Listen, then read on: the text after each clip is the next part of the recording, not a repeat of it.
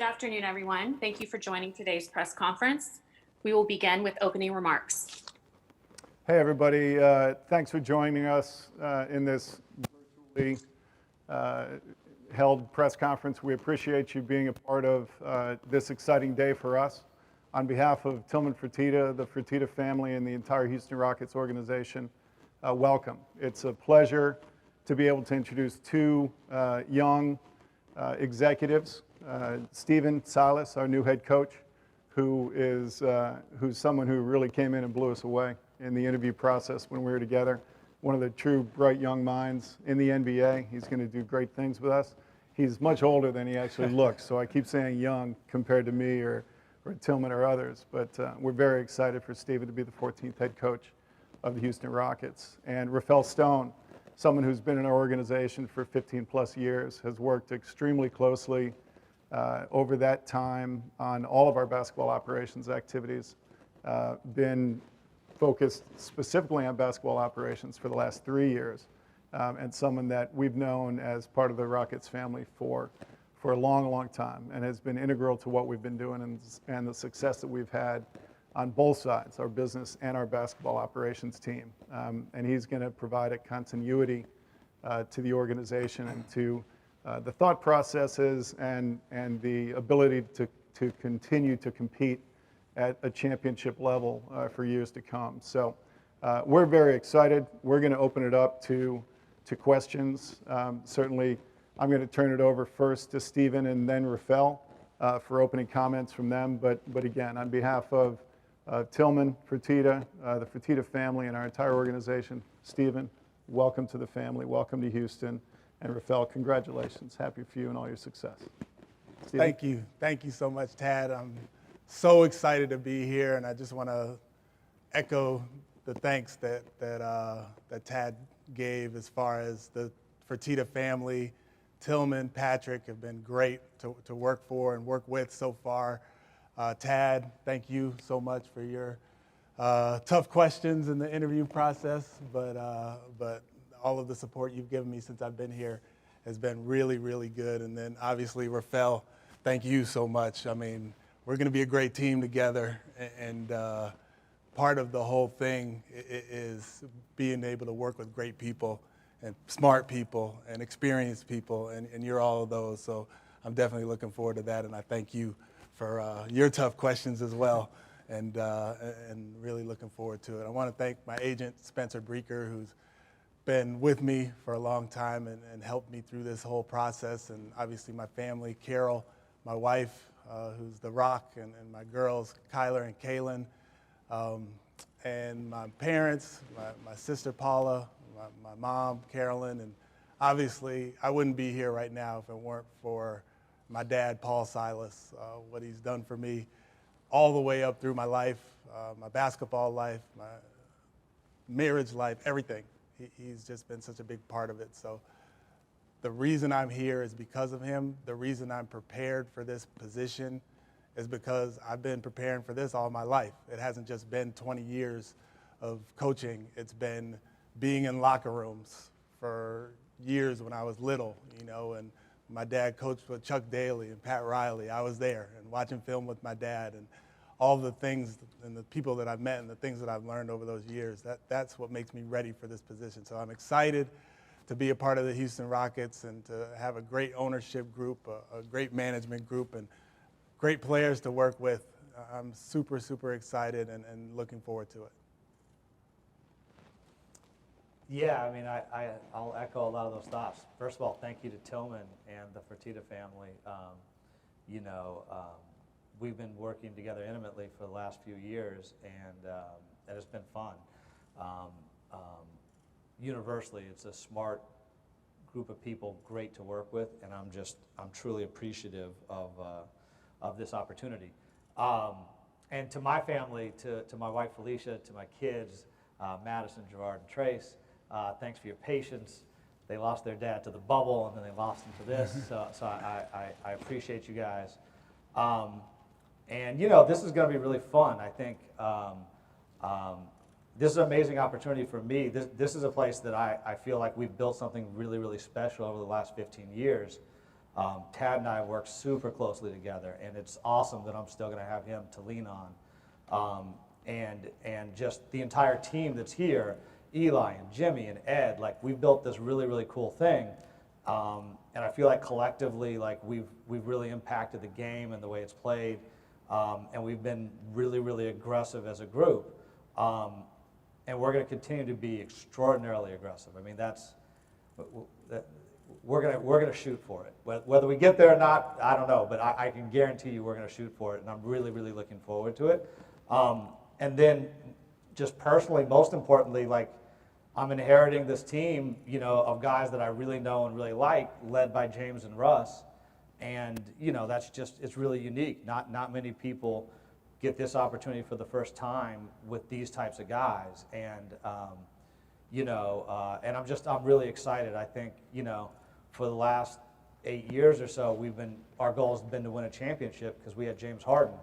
We still got James Harden. Our goal is still to win a championship. And if you've got him, you know, you're halfway there. And it's incumbent on me and Steven and the whole team to figure out the rest of the whole. But the key piece is there. And so it's just, yeah, it's really an exciting opportunity. I'm really looking forward to it. And I'm very thankful to have the opportunity. We'll open for questions. First question, Jonathan Fagan of the Houston Chronicle.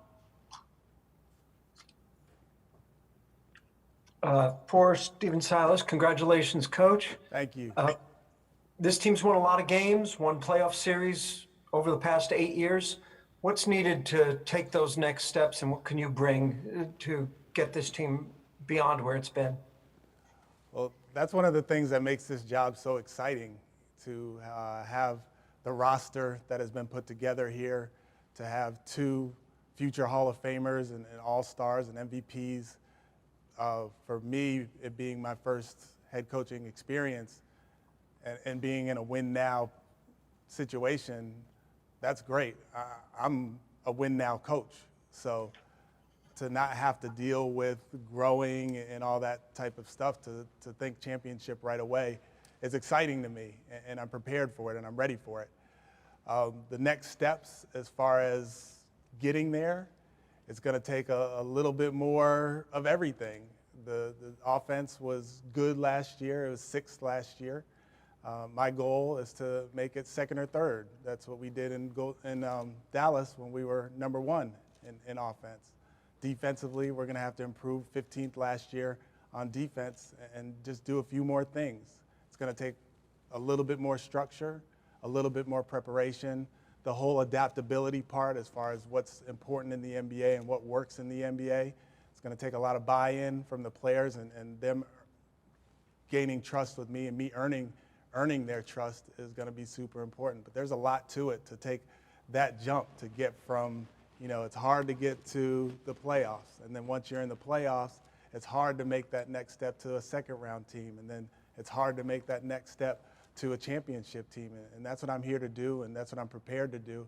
But it's going to take a lot. It's going to take a lot of work, a lot of preparation, and we're working on it. Thank you. 𝗖𝗢𝗡𝗚𝗚 of The Athletic. Hey, Coach, you know, during your career, you've been with a number of high-level guards in the NBA. What excited you the most about pairing, you know, James Harden and Russell Westbrook? So much. I mean, there's so much to be excited about those 2 players. They are so dynamic. They're so hard. Over my years preparing, and I told both these guys this, over the years that I've been coaching and preparing game plans against them, is just a nightmare. You know, they're both so versatile. They can do so many things on the floor. They make other players better. They have strengths that other players don't have. As you said, I've worked with a bunch of guards. I've worked with Luka and Steph and Kemba and Baron Davis when I was younger. And the common thing is you have to set it up to where those guys can play to their strengths, but they can also help others play to their strengths. And in order for us to win a championship, and I told both these guys this, they have to be them. And it's up to me to make sure that I can figure out ways for them to use their greatness and just be them and not need to feel like they need to do more. It'll be on me, my staff, and the group to figure out the best way for them to be them and us reach that championship goal. Tim McMahon of ESPN. Hey, Stephen, first, congratulations. Thank you. The Rockets obviously have been a unique offensive team stylistically because Harden is maybe the best ISO player that's ever played the game. How much do you envision changing what this team does stylistically from an offensive perspective? And what tweaks might you envision? Not very many changes, honestly. I mean, it's worked, and that's part of their greatness. Like I said, they were sixth in offense, and for me to come in and make wholesale changes, that doesn't make sense to me. What I will do is try to make it a little bit easier on those guys, put in a few little actions that'll make the defense have to make decisions and make them a little bit harder to guard. Be a little bit more versatile on the offensive end and again, let those guys play to their strengths, but make tweaks here and there so we can make that jump from being the sixth best offensive team to first, second best offensive team. Hopefully playing up the floor, letting those guys pass ahead and attack defenses before they're set, getting defenses on the move early in possessions and keeping them on the move, that sort of thing. Not so much kind of stand around ISO type stuff, even though there will be that and there will be times for that because that's what they do well. But I'm not going to take away what they did well as a group. I'm just going to add to it and enhance it. Mark Berman of KRIV TV. Hey, Stephen, congratulations as well. Thank you, Mark. Can you tell us what it was like, and I would like to get a question with the new GM as well, what it was like when you called your father and you told him, I have this job? It was amazing. It was the best feeling in the world because, I mean, so he gave me my first opportunity and asked me, do you want to coach? And I said, I don't really know. And he allowed me to scout and learn under him. And then there was a position open, and he gave it to me. And I was 27 years old, just recently out of college, and he let me ask dumb questions and work through things and grow and learn. And he's been my rock in the basketball world for my whole career. So the gratification of that phone call was immense. I mean, to be able to call my dad and say, you know what, I got it. I'm finally a head coach after all the things he went through trying to become a head coach and the success that he had as a head coach. We've kind of gone along the same path. So he was super excited. My mom was so excited. My wife and kids were jumping up and down in the house. And my dad was on the phone for a little while. And then he started getting calls from all his old teammates and old players who played for him and stuff. So he's on cloud nine, and I look forward to getting him here. I've already sent him a box of Rocket stuff so he can sport his Rocket stuff. But I'm looking forward to getting him here and having him be around because, like I said, I would not be here right now with this group and this organization and this owner if it weren't for my dad. Tracy, if I could ask Rafael a question. Rafael, you're sitting here now as the new GM of the Rockets. What's next for you? What do you consider maybe your first order of business? I mean, it's business as normal, right? We got to figure out what the calendar is and what the schedule is, and we got the draft coming up. We got free agency. We're gonna. I'm lucky. My team's still intact, so we're just gonna plow into it like we always do. And having Steven's great. He's got it's the most attractive thing about him is how smart he is. So we're gonna have kind of new dynamic input. That's awesome. But fundamentally, we're just gonna approach it like we always do, which is trying to find the most talented guys that we can add, and then try and make it work from there. We don't really get locked into anything because we're always just trying to find any way to make it better. There's no one way to do it. It's there's not just one way to do it. So we're going to attack the draft and we're going to attack free agency like we always do. Congrats, Rafael. Thanks. Greg Bailey of KTRK TV. Stephen, welcome to Houston and congratulations. Thank you. You have a well-earned reputation as someone who can earn the trust of his players. How important is it to you to get this thing going that you build relationships with players like James and Russ And what role will the words trust and respect that goes both ways play within that? It's everything.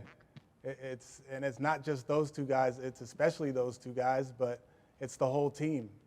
The trust factor.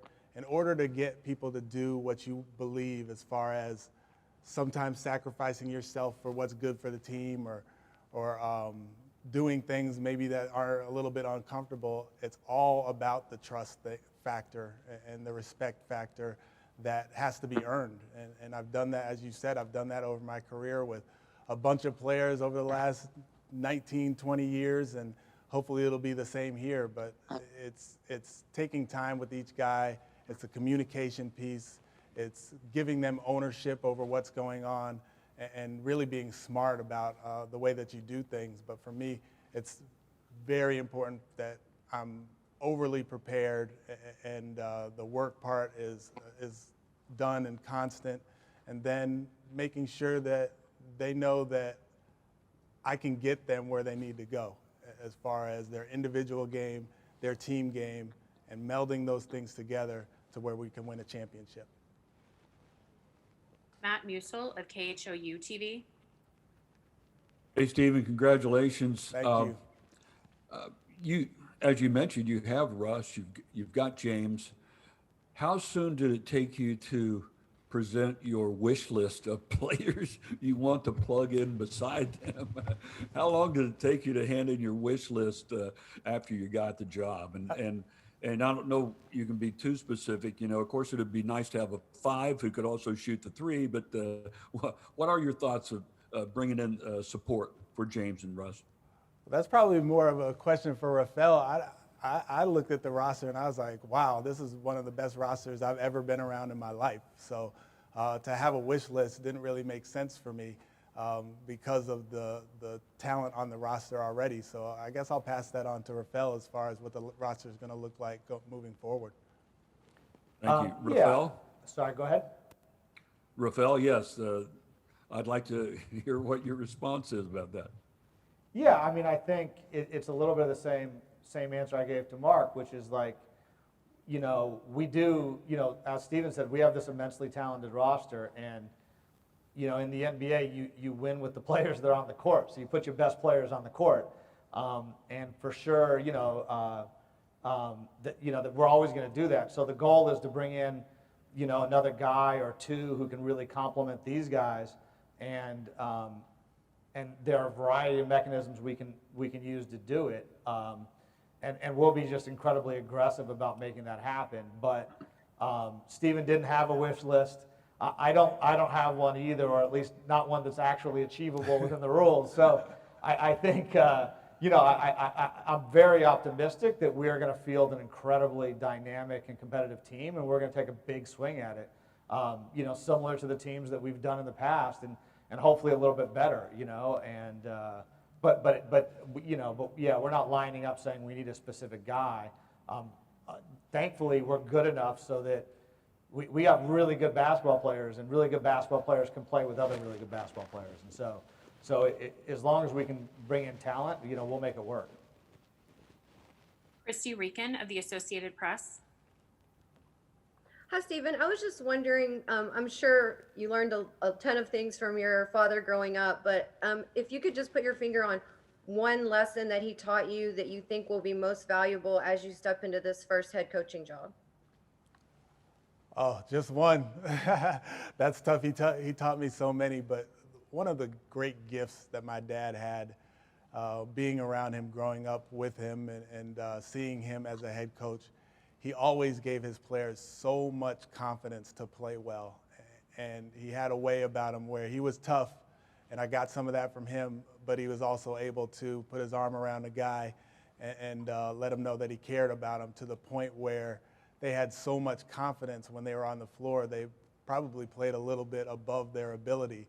So moving forward, and I've always tried to do that as an assistant coach, and doing that as a head coach is a challenge as well.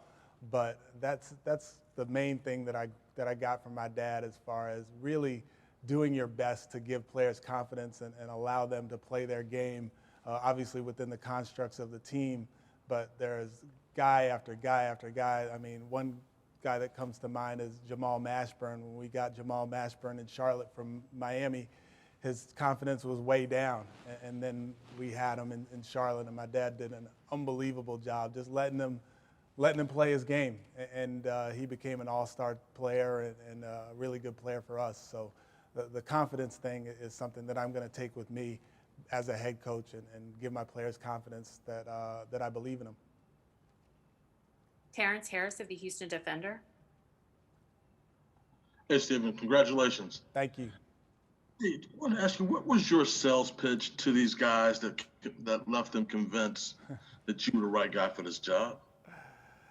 I wouldn't say I had a sales pitch as much as just kind of telling them who I am and the experiences that I've had over the last 22 years or whatever it's been. I've coached with some great coaches. I started off with my dad, obviously, but I worked for Don Nelson, and he was great to work for and an outside-the-box thinker, and we were playing small ball back then in 2006, 2007, and then obviously working with Steve Clifford and the experiences that I've had with him as far as his ability to take a poor defensive team and make them a great defensive team. And then all of the things I learned from Rick Carlisle, he's another one of the reasons why I'm here today, because I did feel like I was prepared to be a head coach prior to this point. But after working with Rick and some of the tough love that he gave me, but also some of the great talks that we had and some of the preparation that he allowed me to kind of take on was important. So that, along with the players that I've coached and the experiences that I've had, it really was just telling the story of who I am. And it resonated with the group, and I'm so happy that it did. But I've had a lot of experience in the NBA and coached with a lot of people and coached a lot of great players, and I'm looking forward to doing that here. Yeah, maybe just to add in, since I was the recipient of the pitch. Yeah, Stephen was the most prepared guy we talked to. Like, that's not meant to be negative towards anyone else. We talked to like really, really smart, qualified guys. Like the people that we sat down with all did a really, really great job in their own way. But Stephen's level of preparedness, his ability kind of to have thought through every single thing we threw at him, and then just kind of the unique mind. Like, some of his answers were really, really interesting.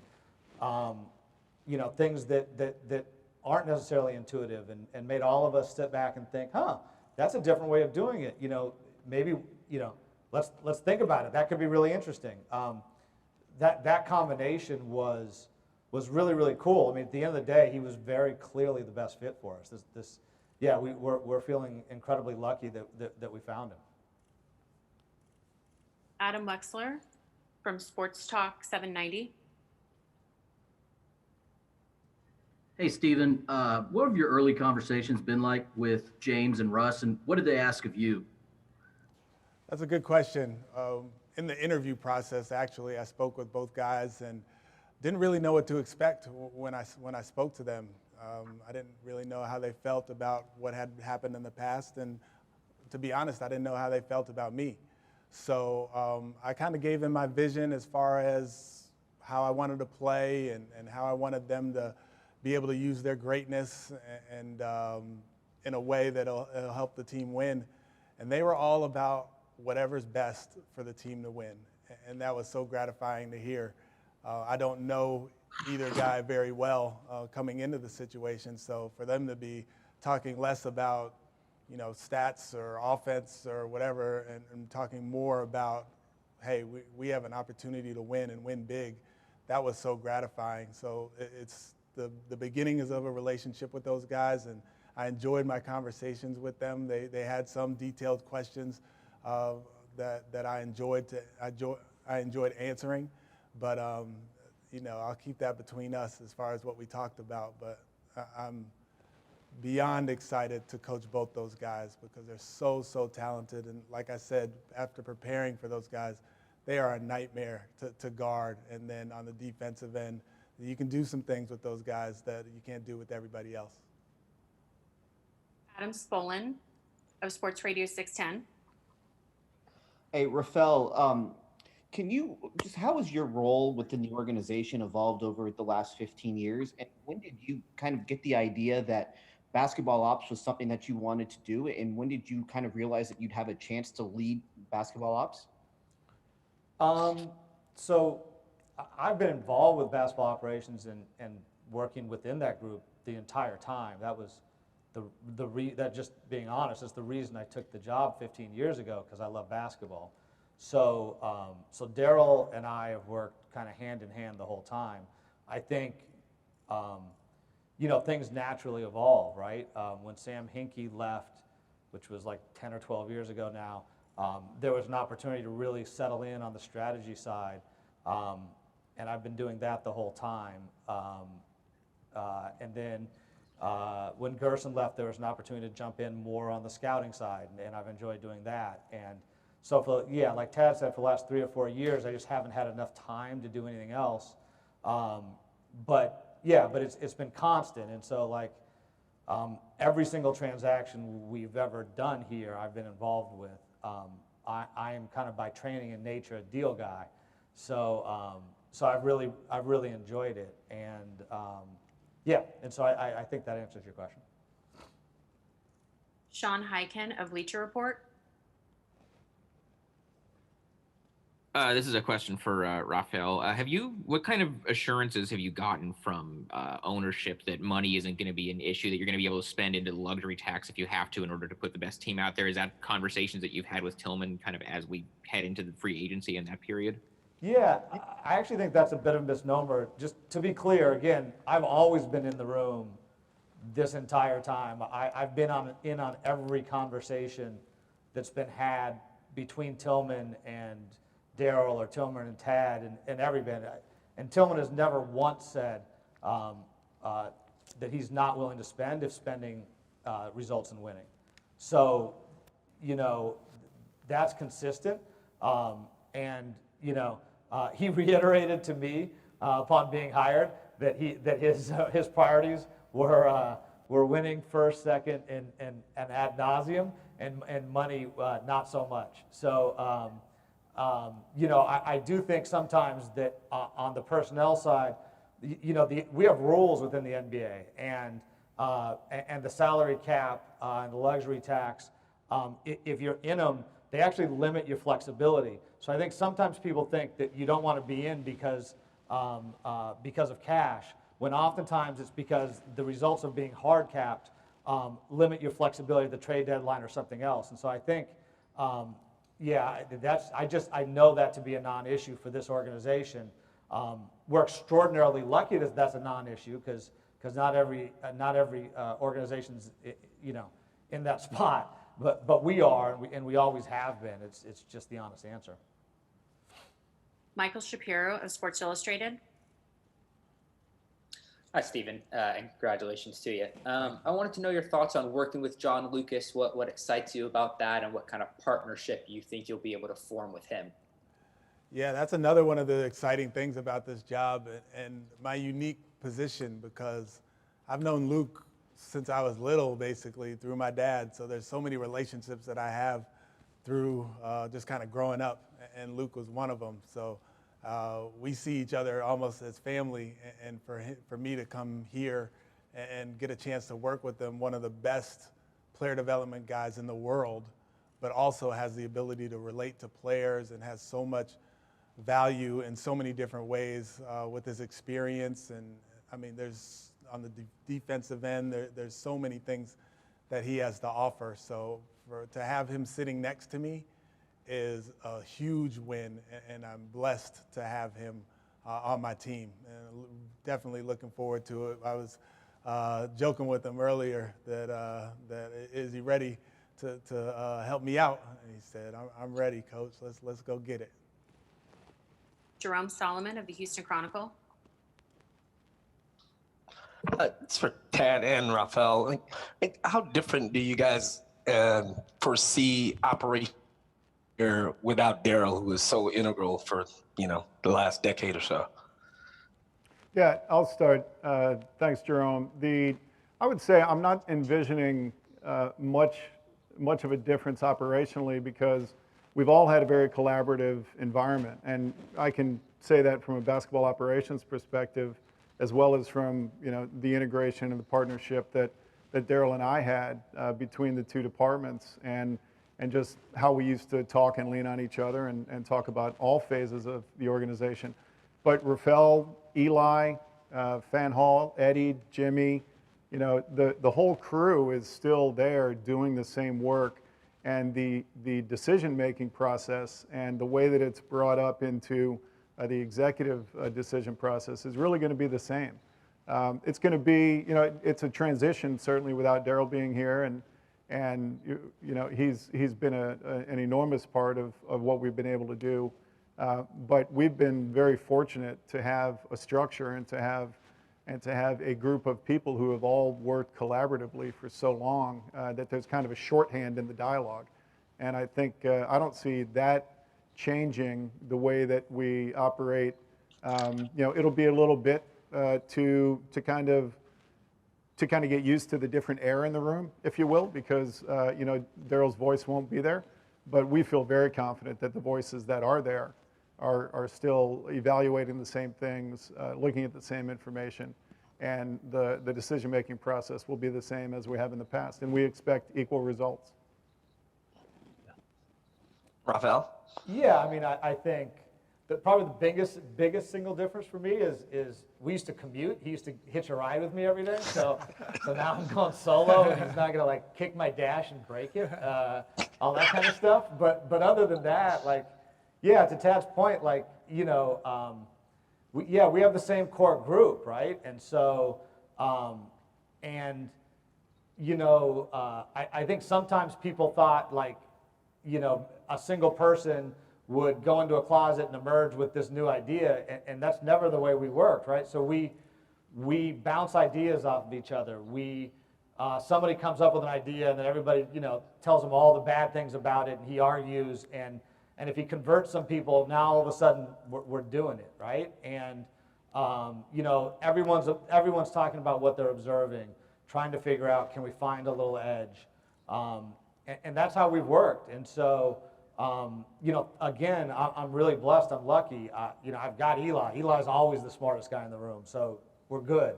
We're gonna the same process. Daryl and I are extraordinarily different people.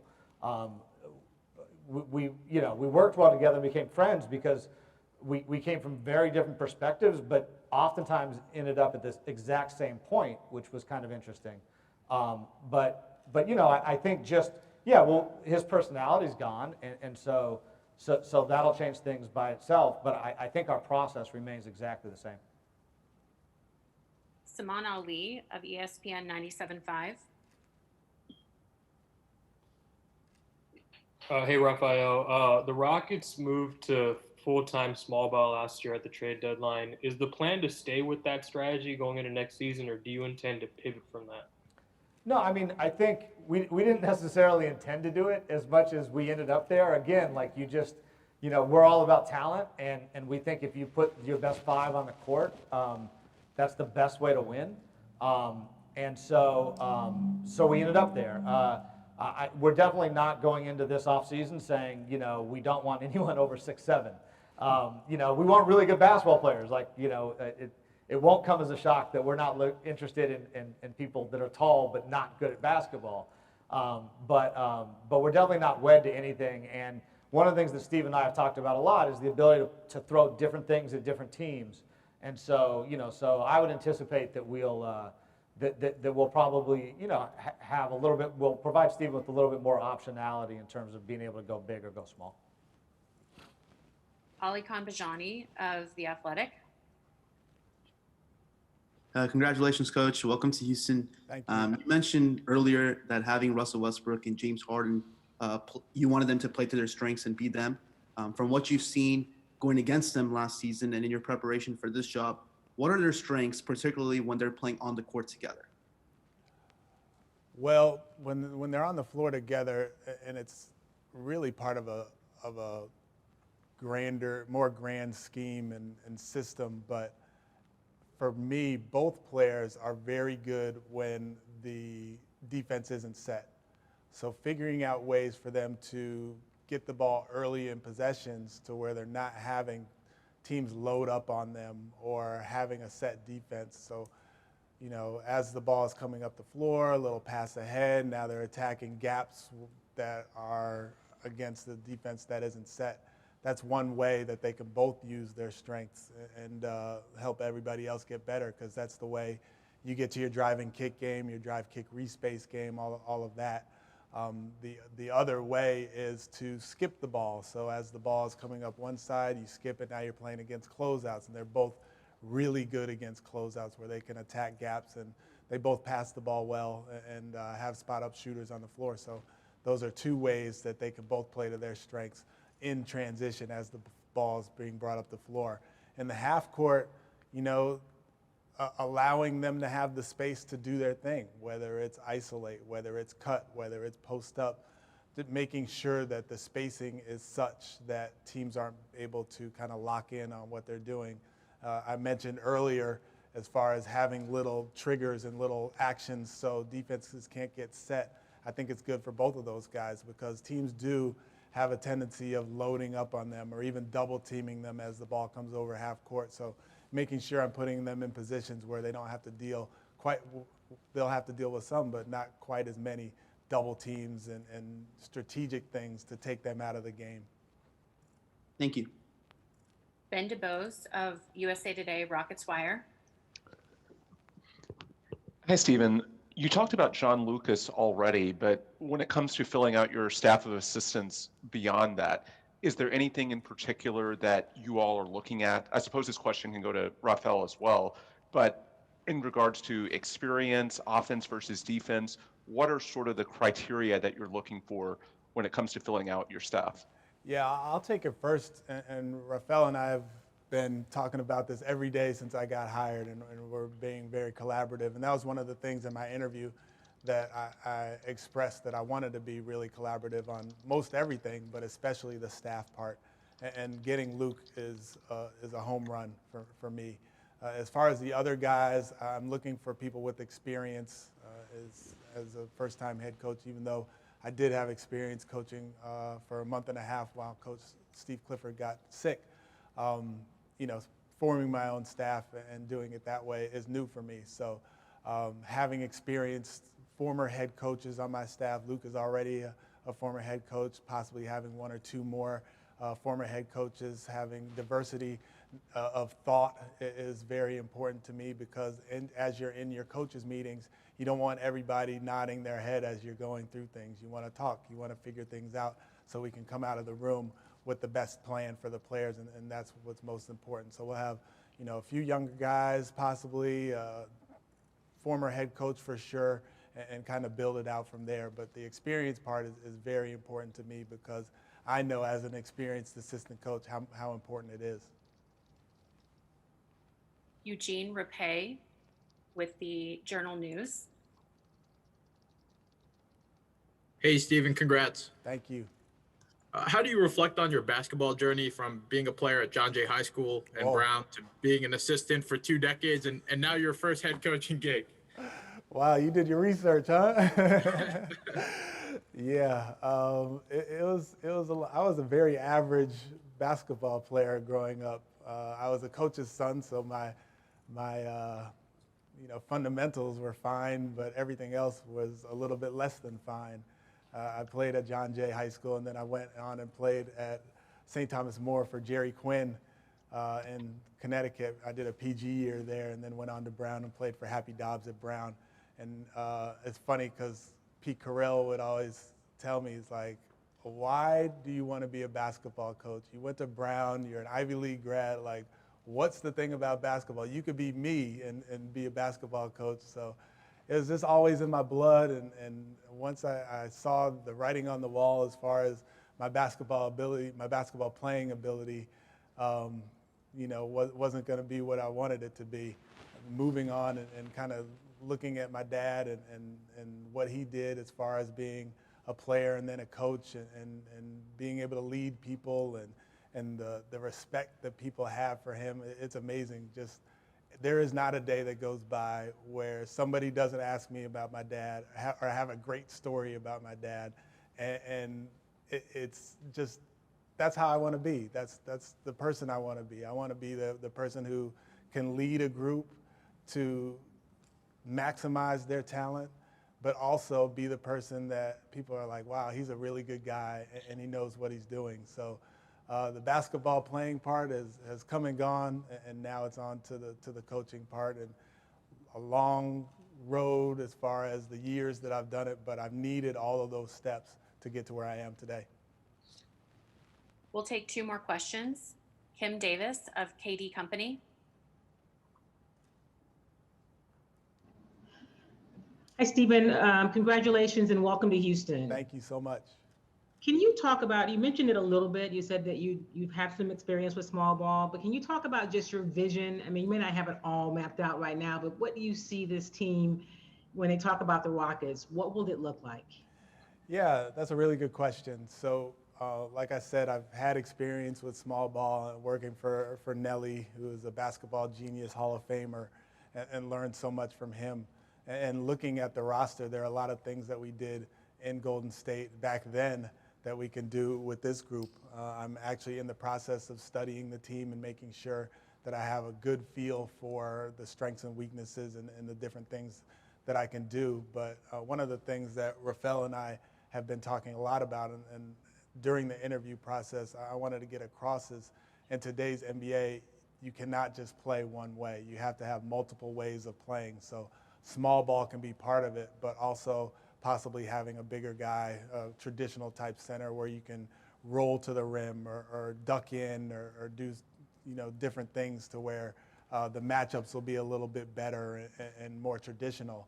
So on the offensive end, just being a little bit more, a little bit less predictable, I would say, is what I'm looking to do. And then on the defensive end, the same thing, be a little bit less predictable as far as so much switching and getting into maybe play a little bit of zone or be able to make sure, as an offensive coordinator over the past 2 years, playing against teams that have different ways of defending is really tough, and it takes a lot of time to prepare for. So I want to be that team. I want to be the team that you have to spend a day preparing to play the Houston Rockets before the game, so you make sure that you have everything covered. And last question, Tim Cato of The Athletic. Hey, Stephen, congrats, and we definitely enjoyed having you in Dallas. I think you touched on, those 2 years and what you learned a little bit, the roles that Carlisle empowered you in, and I think you mentioned tough love, which definitely sounds like Rick. I was wondering if you could just elaborate a little bit about, you were going through head coaching interviews before you came here. You probably felt like you're ready to be a head coach then. What things did you increasingly learn in those 2 years in Dallas? Oh, so much. I learned so much from Rick. I mean, his ability, first of all, working for a championship coach was amazing. And that's all he thought about was championship. And to have that as someone that you work for and a mind shift change was amazing. He's so adaptable. You think how long he's been coaching and how long he's been in Dallas. He's had to change. Dirk came and went, and the championship team came and went, and now Luka's there, and the amount that you practice changes, and having music during practice changes, and he is so adaptable and makes those decisions look so easy. His game coaching is second to none in the NBA as far as preparing for a game and then actually coaching the game and managing the timeouts and managing the pace of the game and dealing with referees and so much. But I would say there's 2 things that really stand out as far as my time with Rick. One, which is which doesn't really even have to do much with basketball, is his commitment to the social injustice and the racial injustice that's going on in our world today, in our country today. We would be in meetings with the mayor, and he allowed me to be in the meetings with him, with the mayor and the chief of police and other decision makers in Dallas, to where we were able to tell him how we felt and make changes. And there are actually policy changes in Dallas that are happening just because Rick is so committed to it. So that part of it is so gratifying, and to be a part of that was amazing. And I look to bring that to Houston as well, to make sure that the world is a better place because I'm the head coach of the Houston Rockets. The other part is the advocacy part. I came in, and like you said, I had head coaching interviews and that sort of thing. But with this summer, and this off season, it's not even summer anymore, but with the interviews that I've had and the experiences that I've had, he's been right behind me. He's been calling, he's been sending emails and letters, and really, really been a huge advocate for my advancement as a head coach because he believes in me. But head coaches don't have to do that. So I'm so appreciative to Rick for all that he's done, but especially those two things. Thank you, gentlemen, and thank you to the media that joined today. This concludes today's press conference. Have a great day.